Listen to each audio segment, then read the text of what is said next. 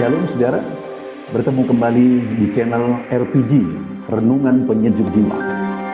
Renungan Penyejuk Jiwa ini dibuat dalam bentuk ekspositori untuk menjadi referensi bagi semua hamba-hamba Tuhan dan para pelayan gereja dalam mempersiapkan renungan firman Tuhan. Dan juga untuk menjadi renungan harian bagi semua anak-anak Tuhan. Renungan Penyejuk Jiwa dibuat dalam bentuk ekspositori supaya gampang dipahami dan juga benar-benar berdasar kepada firman Tuhan. Selamat menyaksikan Renungan Penyejuk Jiwa ini, dan jangan lupa di subscribe, di like, di komen, dan di share kepada lebih banyak orang, supaya lebih banyak orang diberkati melalui Renungan Penyejuk Jiwa ini. Selamat menyaksikan. Shalom saudara, bertemu kembali di channel RPG Renungan Penyejuk Jiwa. Dalam kehidupan manusia ada dua sisi yang harus dijaga seimbang supaya hidup kita maksimal, yaitu sisi potensi diri kita harus ditingkatkan, di sisi yang lain pengandalan Roh Kudus atau pengandalan Tuhan harus kita lakukan maksimal. Nah, di dalam video ini dan dua video selanjutnya kita akan belajar bagaimana kita menggunakan potensi yang ada dan kemudian mengandalkan Roh Kudus. Apa yang akan terjadi ketika kita melakukan itu? Sebelum kita melanjutkan, mari kita sama-sama berdoa. Bapa di sorga, kami tahu dalam kehidupan kami Tuhan telah menaruh potensi yang besar. Tapi di sisi lain kami juga tahu bahwa kami harus mengandalkan Tuhan. Sekalipun ada potensi yang Tuhan beri bagi kami, pengandalan akan Tuhan akan mengerjakan hasil yang maksimal dalam kehidupan kami. Terima kasih Bapa, kami akan belajar firman-Mu. Dalam nama Tuhan Yesus Kristus kami berdoa. Amin. Saudara, potensi dalam diri manusia yang ditaruh Tuhan dalam diri manusia tidak terukur. Begitu dahsyat kalau kita lihat bagaimana perkembangan yang terjadi dari puluhan tahun yang lalu sampai sekarang. Begitu dahsyat perkembangan yang terjadi, itu bukti bahwa potensi yang ditaruh Tuhan dalam diri manusia itu begitu besar. Tapi di sisi lain kita juga harus sadar bahwa tanpa Tuhan, tanpa pengandalan akan Tuhan, atau jika tidak dikehendaki Tuhan, maka segala potensi yang ada itu bisa tidak berguna sama sekali. Salah satu contoh misalnya kita lihat apa yang terjadi sekarang ini saat pandemi corona ini terjadi. Potensi yang ada itu semuanya seperti tidak ada berguna. Hanya karena satu virus yang kecil, hanya satu jenis virus yang kecil, yang membuat sepertinya potensi manusia jadi tidak berguna. Padahal begitu luar biasanya perkembangan dunia, teknologi dan sebagainya yang terjadi. Nah, itu satu hal yang membuktikan bahwa di balik potensi yang ada, kita juga harus mengandalkan Tuhan. Kita juga harus mengandalkan Roh Kudus-Nya. Saudara, di video ini kita akan belajar dari kitab Zakaria pasal yang keempat, mulai ayat yang ke-6 sampai ayat 9. Di mana di sana ada penjelasan firman Tuhan, ada penegasan firman Tuhan, apa yang akan terjadi jika seorang anak Tuhan, seorang hamba Tuhan, seorang orang percaya menggunakan potensi yang dia punya dan sekaligus dia mengandalkan Roh Kudus, apa yang akan terjadi? Nah, di video pertama ini kita akan membahas apa yang akan terjadi, hal pertama yang akan terjadi. Di video kedua dan ketiga nanti kita akan membahas hal berikutnya yang akan terjadi ketika kita mengandalkan Roh Kudus saat kita menggunakan potensi yang ada dalam diri kita. Kita lihat bersama di dalam kitab Zakaria pasal yang keempat, mulai ayat yang ke-6. Saya baca, maka berbicaralah ia, katanya, inilah firman Tuhan kepada Zerubabel, bunyinya, bukan dengan keperkasaan dan bukan dengan kekuatan, melainkan dengan Rohku, firman Tuhan semesta alam. Ini firman Tuhan yang datang kepada Zakaria untuk disampaikan kepada Zerubabel. Nah, ayat ini saudara, ayat 6 ini merupakan ayat yang sering kali disalah artikan, disalah tafsirkan. Karena seakan-akan ketika firman Tuhan berkata bukan dengan keperkasaan dan bukan dengan kekuatan, melainkan dengan Rohku, firman Tuhan semesta alam, sepertinya keperkasaan, kekuatan manusia itu tidak perlu. Padahal ayat ini tidak sedang menegaskan seperti itu. Buktinya, saya mau menjelaskan, firman Tuhan ini disampaikan kepada Zerubabel. Siapa Jerubabel? Jerubabel adalah orang yang dipilih oleh Allah untuk memimpin orang Israel keluar dari Babel, pulang ke Yerusalem. Jerubabel adalah orang yang dipilih oleh Allah juga untuk membangun bait suci. Sehingga terbangunlah bait suci yang kedua. Dan Jerubabel ini juga yang akhirnya mengalahkan musuh-musuh orang Israel. Nah, siapa Jerubabel ini? Jerubabel ini adalah keturunan Raja Yoyakim. Jadi dia seorang keturunan raja, dia orang yang berpendidikan tentunya. Bahkan dia sebenarnya juga adalah seorang gubernur. Akhirnya dia seorang gubernur. Nah, artinya dia ini adalah orang yang berpotensi. Orang yang punya potensi. Dan di dalam potensi yang dia miliki itulah Tuhan panggil dia untuk rencana yang besar. Namun setelah dia dipanggil untuk satu rencana yang besar, firman Tuhan menegaskan kepada Jerubabel bahwa sekalipun dia memiliki potensi yang ada, firman Tuhan berkata, bukan dengan keperkasaan dan bukan dengan kekuatan. Artinya gunakan potensi yang ada itu, tapi jangan andalkan potensi yang ada, kekuatan, keperkasaan yang ada.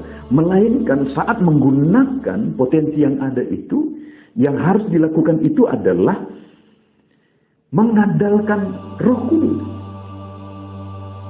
Nah, ini yang firman Tuhan mau ajarkan kepada kita hari ini. Bahwa di dalam kehidupan kita, Tuhan mau pakai kita untuk rencana, untuk maksud yang besar. Tuhan mau pakai saudara untuk maksud dan rencananya yang besar. Saya percaya untuk setiap orang, setiap pribadi, Tuhan sudah punya maksud yang besar. Tuhan sudah punya maksud yang khusus untuk orang itu.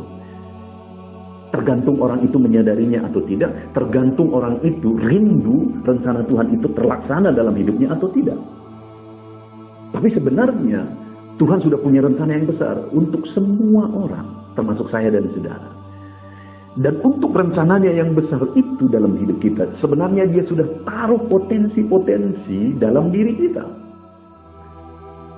Nah, dan saat ini dia mau menegaskan kepada kita, untuk kita menggenapi rencana Tuhan dalam hidup kita, dia panggil kita beserta dengan potensi yang ada pada kita. Lalu kemudian firman-Nya menegaskan, jangan andalkan potensi yang ada itu, sekalipun potensi yang ada itu harus digunakan, tapi andalkan Roh Kudus. Artinya saudara, bahwa dalam hidup kita harus mengandalkan Roh Kudus saat kita menggunakan potensi yang ada, berjalan kepada rencana Tuhan. Itu yang terjadi kepada Jerubabel. Dan saudara lihat, apa yang terjadi saat Jerubabel melakukan hal itu?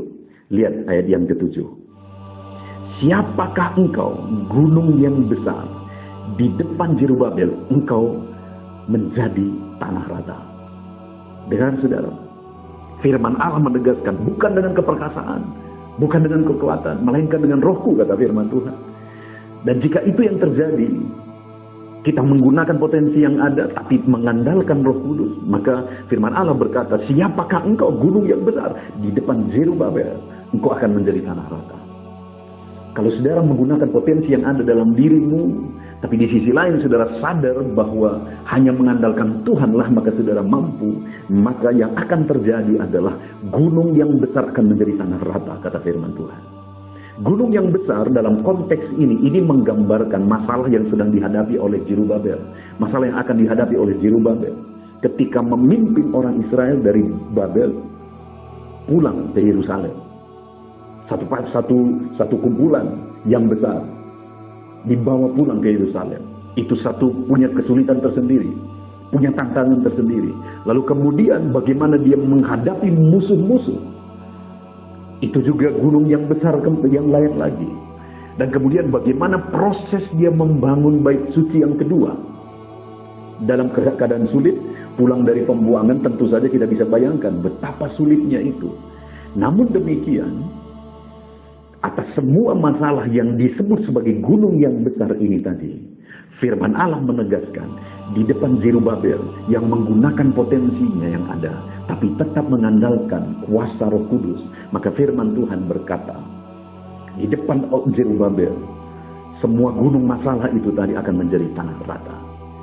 Saudara, dalam kehidupan kita perlu melihat apa potensi yang ada pada kita. Dan menggunakan potensi yang ada itu untuk berjalan menuju kepada rencana Tuhan dalam hidup kita. Lihat potensi yang ada dalam diri saudara dan gunakan potensi yang ada itu untuk menggenapi panggilan Tuhan, untuk menggenapi rencana Tuhan. Tapi saat saudara menggunakan potensi yang ada itu, andalkan kuasa Roh Kudus. Karena Tuhan tidak pernah mempertentangkan antara potensi yang ada, antara hikmat kita dengan kuasa Roh Kudus. Tapi dia mau kita menggunakan potensi yang ada. Itu sebabnya dia panggil Zerubabel, orang yang berpotensi. Dia panggil orang-orang berpotensi untuk melakukan kehendaknya. Tapi saat melakukan kehendaknya itu, dia mau orang-orang itu mengandalkan Roh Kudus. Demikian juga dalam hidup saya. Demikian juga dalam hidup saudara.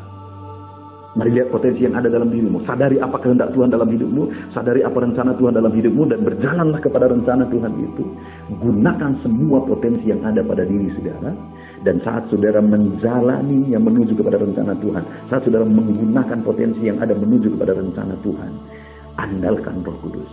Kalau itu yang saudara lakukan. Kalau itu yang kita lakukan. Maka firman Allah berkata. Gunung yang besar. Apakah gunung besar yang saudara alami saat ini? Apakah gunung besar, bentuk gunung besar yang sedang saudara hadapi saat ini?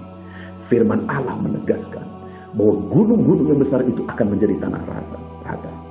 Masalah-masalah yang besar itu apapun bentuknya saat ini, di depan saudara dan saya yang menggunakan potensi yang ada, yang mengandalkan Roh Kudus, maka gunung-gunung masalah yang besar apapun bentuknya yang sedang saudara hadapi saat ini, firman Allah menegaskan itu akan menjadi tanah rata.